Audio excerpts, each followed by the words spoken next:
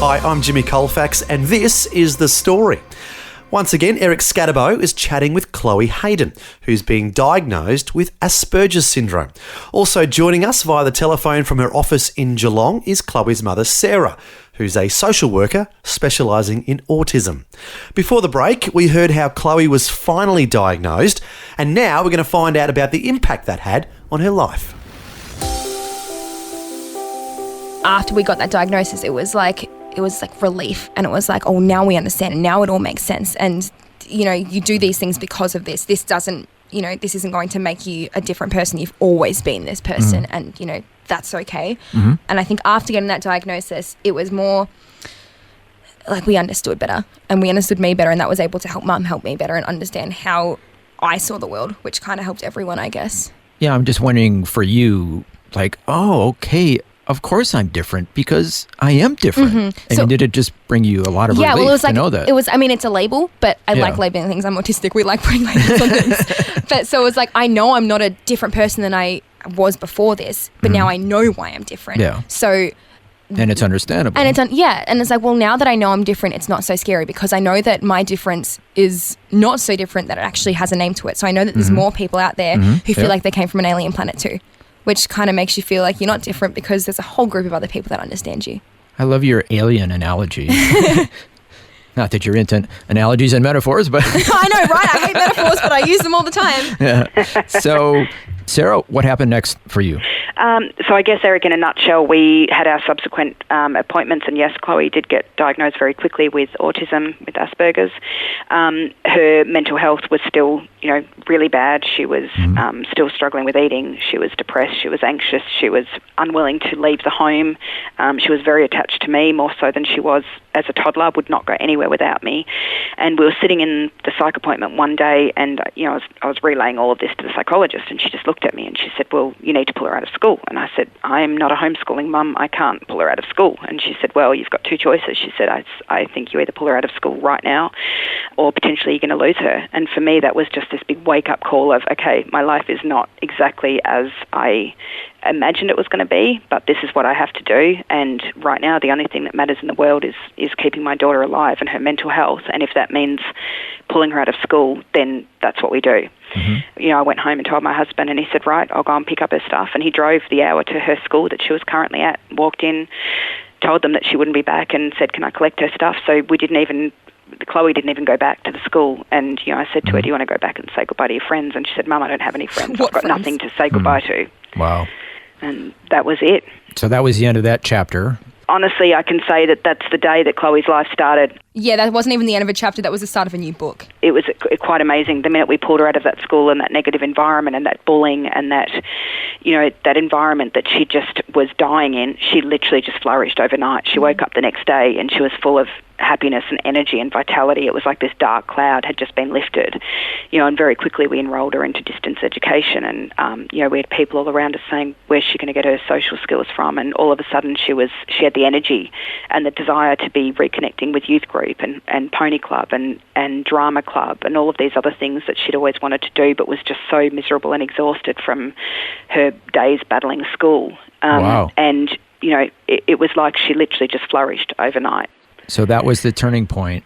That was the taking her out turning of school and then flourishing, getting to be yourself from that point forward. Unfortunately, we're quickly running out of time, but Chloe, can you take us to that new beginning for you to the point where you are today, where you are not only flourishing, but you're helping other people as well? Yeah. So after I got pulled out of school, I guess when you're in an environment that's so negative for so long, you start to forget who you actually are. And when I got pulled out of school and when I started to see what I could become, I started to find out who I actually was again. Because for a long time, I didn't have my own person. I was trying to be other people because the person I was, I didn't want to be. So I started doing acting classes and singing classes and surfing and horse riding. I started, enjoying life? I was enjoying life for the first time, like ever, probably. And for a long time, I was happy with just where I was. And then I still had these moments of like, I'm different and like, what's the point and stuff. And like, it was a lot less, but it was still there. When I was 18... So it wasn't like you just snapped your fingers and everything was fine. Oh, no. It was a journey. That's the thing. It's like life isn't a linear line. Like there's going to be ups and downs, and that's what makes life so beautiful. And I've always said that. And like I still have really low days, and I still have really high days, and there's days that are in between. That's, you know, some moments are bad, some moments are good. That's what life is. But when I was 18, I had just finished school, and I was like, all right, now what? Because I was like, well, you know, everything's changing. I'm not in school anymore. I have to do something.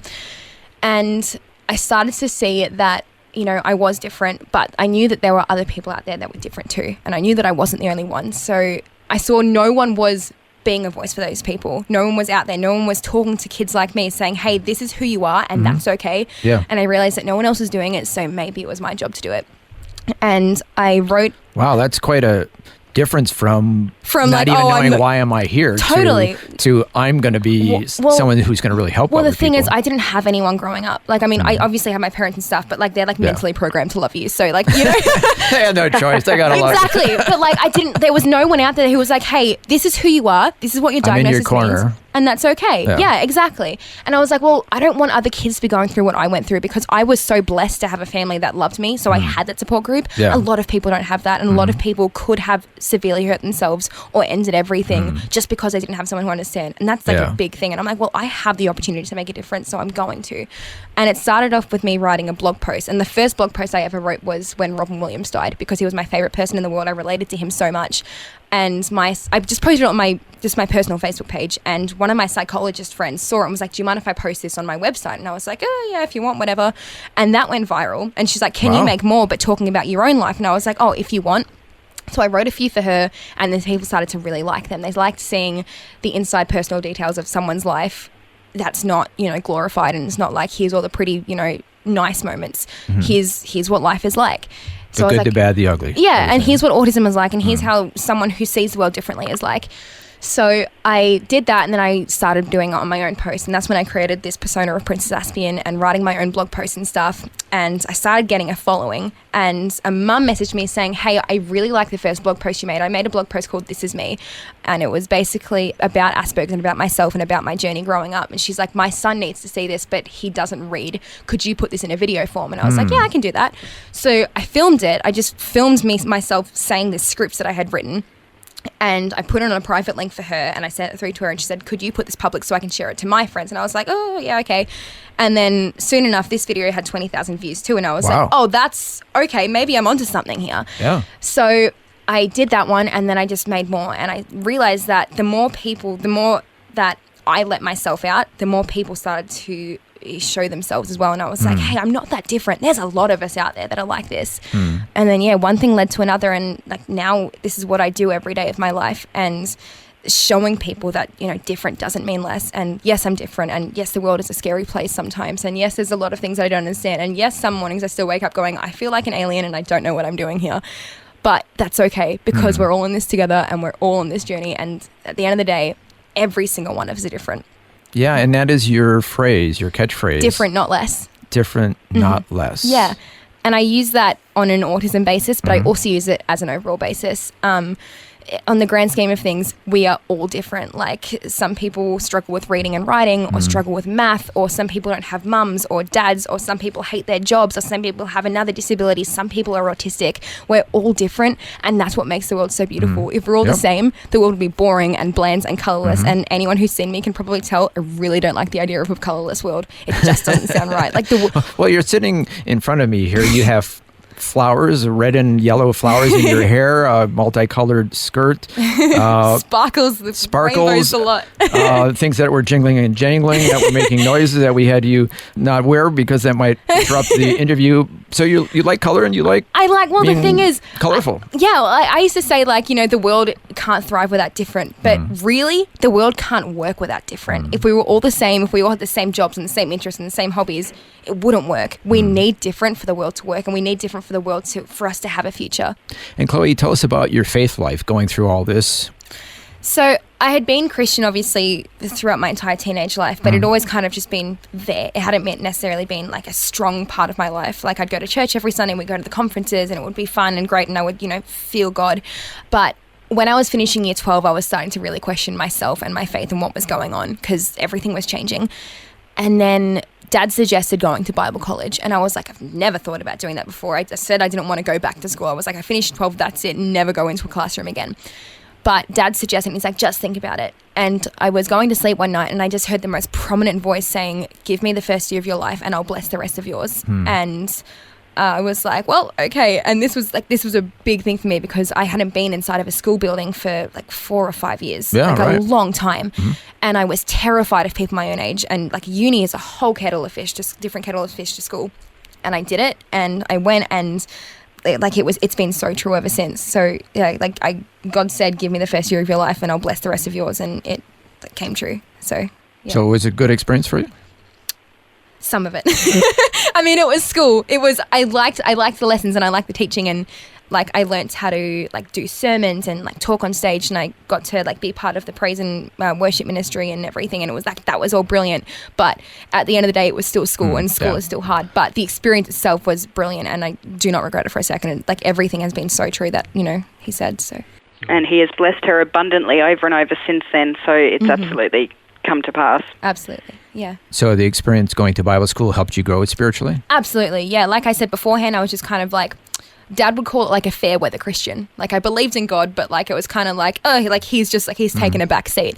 Going to Bible college and kind of being almost like forced to put him at the forefront all the time. Yep. Once I was forced to do it, it was easier to do. That sounds like a bad way of saying it. But like once it was like there, and once it was prominent, and once I was thinking about it and listening about it and learning about it and reading the Bible every single day, I was like, it all kind of makes a lot more sense now. And I should really start trusting this guy more because he seems like he knows what he's doing a lot more than I do. The big guy you're talking about. The big guy. You're talking about God, right? No, not the teachers, the big guy. And I was like, well, he kind of, he seems like he knows what he's doing. So I was like, well, I'm going to put my trust in him more.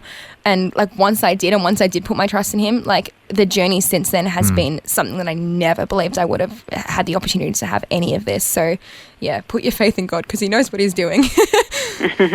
Unfortunately, we're just about out of time, but Sarah, we'll have you give the last word. There's a couple of Bible verses that I really hung on to. Psalm 139, I think I mentioned earlier, for you created my innermost being, you knit me together in my mother's womb. I knew that, Chloe, just like myself, just like you, just like everybody, no matter what the diagnosis is, that none of us are an accident. We are all created in his image, and we are exactly the people that we're meant to be. And, I think a quote that I'd love to finish on is one of my favourites from Einstein, and he says that everybody is a genius, but if you judge a fish by its ability to climb a tree, it will live its whole life believing that it's stupid. And I just love that because I think, we all have our own strengths, as Chloe said. We all have our own strengths. We all have our own weaknesses, and we shouldn't be comparing our own to the person next to us. If we can focus on what we're good at, then, we'll thrive exactly how we were meant to. Chloe and Sarah, thank you so much for sharing your story with us today. Thank you so much. Thank you for having us. That was the conclusion of Eric Scadabo's chat with Chloe Hayden and her mother, Sarah. Sarah joined us via the telephone from her office in Geelong, where she's a social worker specialising in autism. Chloe's a guest speaker at many schools and events across Australia as an advocate for young people diagnosed with Autism Spectrum Disorder, or ASD. As we've heard, Chloe's been diagnosed with Asperger syndrome, a term that she likes to shorten to simply Aspie. This explains the name of her website, Princess Aspian. So to find out more about Chloe and the many wonderful activities she's up to, you can go to her website, princessaspian.com. That's princessaspian.com. Well, finally, I just want to stress that it's vitally important that we remember the life lesson that Chloe shares with everyone she meets, and that is different doesn't mean less, or simply different, not less. God values all of us the same and has sent his son Jesus to die for each and every one of us because we are all precious in his sight. Well, thanks again for joining us for Chloe's story. Until next time, I'm Jimmy Colefax, encouraging you to share your story with someone today.